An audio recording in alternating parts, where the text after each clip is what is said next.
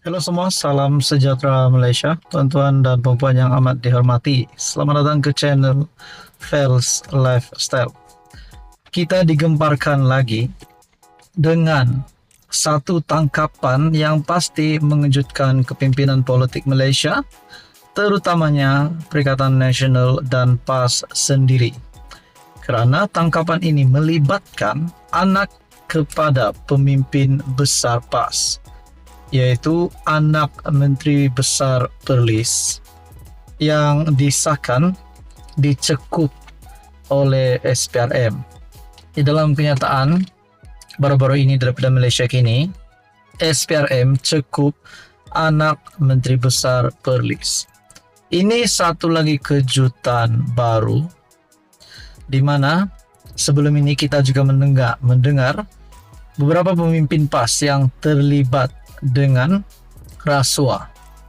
Bahkan saya berkata begini kerana sebelum ini kita mendengar di Kedah berkaitan dengan REE yang melibatkan nama Menteri Besar Kedah sendiri Muhammad Sanusi, dan kali ini melibatkan pula anak kepada MB Perlis, yaitu salah satu lagi pemimpin besar PAS.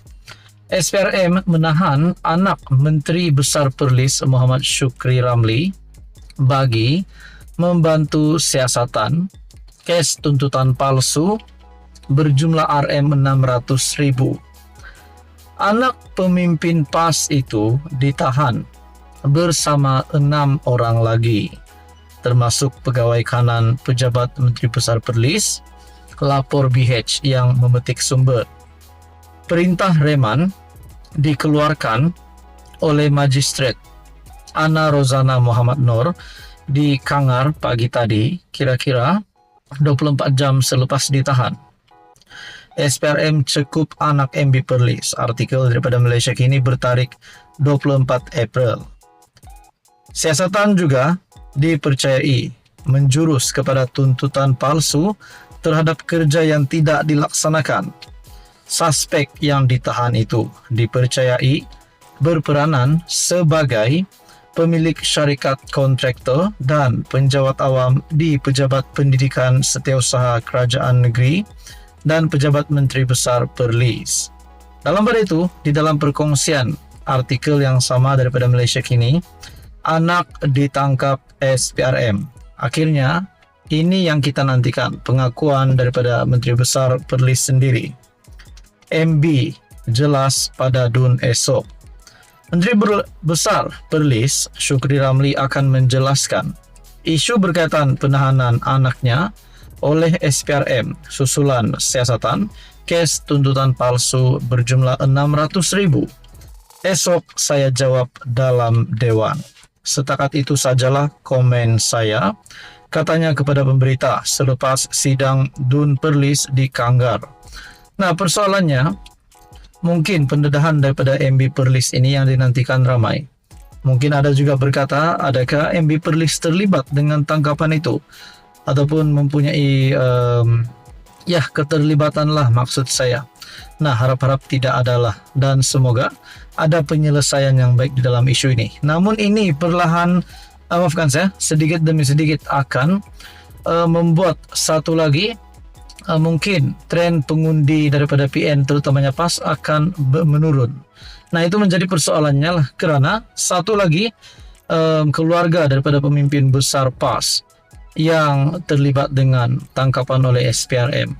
Dan adakah ini akan memberi kesan kepada pilihan raya kecil di KKB nanti, ataupun memberi kesan kepada gabungan Perikatan Nasional bersama dengan Bersatu dan Gerakan? Semuanya menjadi persoalan. Apa komen anda, tuan-tuan dan puan? Sekian saja, teruskan bersama di dalam channel ini. Halo semua, salam sejahtera Malaysia. Selamat datang ke channel Fels Lifestyle. Saudara-saudara yang amat dihormati, tuan-tuan dan puan, 11 Mei ini pilihan raya kecil Kuala Kubu Baharu yang pasti menjadi tumpuan terutamanya kepada peminat politik dan kepada pengundi di pilihan raya kecil untuk Kuala Kubu Baharu. Banyak berita yang kita dengar berkaitan dengan pilihan raya kecil ini. Sampai ada pilihan raya kecil ini nak diboikot. Ada juga kata parti komponen di dalam kerajaan perpaduan tidak mahu membantu kempen.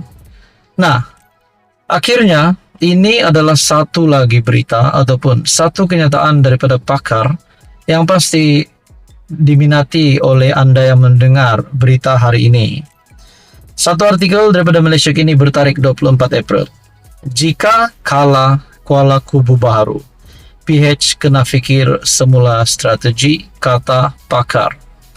Nah, adakah ini menyentuh berkenaan dengan parti gabungan hari ini, yaitu PHBN? Adakah PH boleh menyebabkan kekalahan kepada calon BN di Kuala Kubu Baharu, ataupun BN boleh menyebabkan kekalahan PH di Kuala Kubu Baharu sekiranya mana-mana daripada parti itu menghantar calon? Dan sekiranya benar, kalau PHBN ataupun Kerajaan Perpaduan kalah di Kuala Kubu Baharu ini, menurut pakar, PH kena fikir semula strategi. Nah, persoalan yang utama adalah apa strategi itu? Adakah strategi itu yaitu membuang mana-mana parti komponen di dalam Kerajaan Perpaduan yang memberikan kesan negatif kepada kerajaan? Walaupun ada gesaan sebelum ini kita mendengar, yaitu UMNO dan DAP tidak boleh bersatu. Tapi tidak dinafikan ada juga yang berkata UMNO dan DAP boleh bersatu. Nah, saudara-saudara, menurut artikel ini, jika Pakatan Harapan tewas dalam pilihan raya Kuala Kubu Baharu, ia akan memaksa Perdana Menteri untuk menilai semula andaian bahawa bukan Melayu dan pengundi liberal tidak mempunyai pilihan selain terus menyokong gabungan itu, kata penganalisis. Pakar kajian politik Wong Chin Huat menyentuh tanggapan pengundi teras PH bukan Melayu dan liberal. Tidak dihiraukan susulan dakwaan ketiadaan tindakan pihak berkuasa terhadap kontroversi kaum dan agama seperti isu kekemat. Wong memberitahu Malaysia Kini, pilihan raya akan datang sebagai sukar untuk DAP, dan jika peratusan keluar mengundi pemilih China dan India rendah, maka ia turut membawa petanda kegagalan. Ditanya jika PH kalah, adakah akan menjadi peringatan untuk gabungan itu bermuhasabah? Wong menjawab ya. Wong berkata, keputusan negatif juga akan memaksa PH untuk memikirkan semula perancangan dalam menghadapi PRU akan datang. Beberapa pemimpin dalam PH termasuk mereka dalam DAP berharap untuk memeterai parti-parti kerajaan madani, PH dan UMNO khususnya, menjadi gabungan besar seperti BN baru. Kekalahan di Kuala Kubu Baharu akan membunuh angan-angan ini dan membawa semua pihak kepada realiti.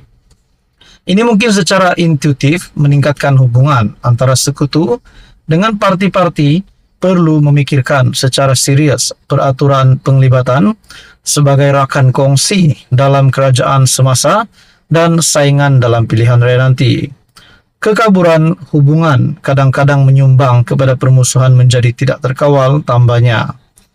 KKB merupakan kawasan pilihan raya campuran dengan pengundi Melayu menyumbang 46%, pengundi Cina 30%, pengundi India 18% dan lain-lain 6%. Minggu lalu Malaysia Kini melaporkan bahawa pihak tertentu menggesah kaum India memboikot pilihan raya 11 Mei, mendakwa kerajaan telah mengabaikan masyarakat itu. Bagaimanapun, Wong berkata kempen boikot ini boleh membantu PH yang akan mencemaskan penyokongnya yang kemudiannya memilih untuk mengelak kekalahan. Sehubungan itu, pengkaji politik tersebut percaya ancaman besar kepada DAP ialah perasaan di kalangan pengundi PH bahawa semangat mereka telah memudar. Apa yang boleh memberi kesan terhadap peluang DAP bukanlah protes aktif, tetapi sikap acuh tak acuh dan sikap tidak peduli di kalangan pengundi. Nah, saudara-saudara, berkaitan dengan ini, sejak menjadi sebahagian daripada kerajaan campuran, parti-parti PH, khususnya DAP, didakwa kehilangan suara. Malah ada yang membandingkannya dengan MCA yang sering dilihat tunduk kepada UMNO ketika BN memerintah. Bagaimanapun, Setiausaha Agung DAP Anthony Locke menegaskan kedua-dua parti itu tidak boleh dibandingkan. Anwar pula didakwa gagal melaksanakan reformasi yang dijanjikannya semasa PH memerintah dan dituduh berkompromi dengan prinsip tertentu yang dipegangnya. Nah, saudara-saudara, berkaitan dengan ini, apa komen Anda? Sekian saja, teruskan bersama di dalam channel ini untuk info yang seterusnya.